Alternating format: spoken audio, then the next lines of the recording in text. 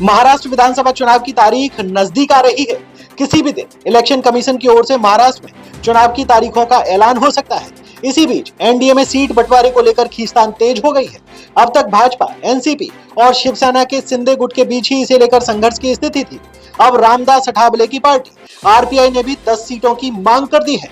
केंद्रीय मंत्री रामदास अठावले ने मंगलवार को कहा कि उन्होंने भाजपा के एक वरिष्ठ नेता को बताया कि उनकी पार्टी आरपीआई आगामी महाराष्ट्र विधानसभा चुनाव में 8 से 10 सीट पर चुनाव लड़ना चाहती है।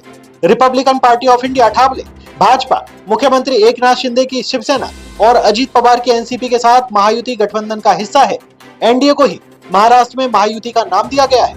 अठावले ने कहा कि सीटों के बंटवारे पर बातचीत की जा रही है और उन्होंने भाजपा के महाराष्ट्र चुनाव के प्रभारी भूपेंद्र यादव से उनकी पार्टी की मांगों के बारे में बात की। उन्होंने कहा कि हमने उन्हें संदेश दिया कि आरपीआई को 8 से 10 सीट मिलनी चाहिए।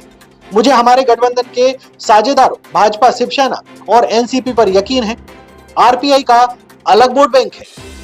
अठावले ने कहा कि दलित समुदाय के कई लोग पार्टी के साथ हैं, इसीलिए हमें सीटों के बंटवारे में उचित हिस्सा मिलना चाहिए।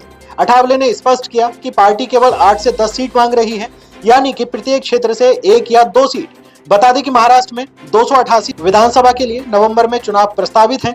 मौजूदा विधानसभा में भाजपा 103 विधायकों के साथ सबसे बड़ी पार्टी है। इसके बाद शिवसेना के पास 40, एनसीपी के पास 41, कांग्रेस के पास 40, शिवसेना यूबीटी के पास 15, एनसीपी शरद पवार के पास 13 और 29 अन्य विधायक हैं। कुछ सीटें रिक्त हैं। केंद्रीय मंत्री ने कहा कि उन्होंने 6 नवंबर को डॉक्टर BR अम्बेडकर की पुण्यतिथि की तैयारियों पर चर्चा करने के लिए मुंबई के संरक्षक मंत्री दीपक केसरकर से मुलाकात की थी।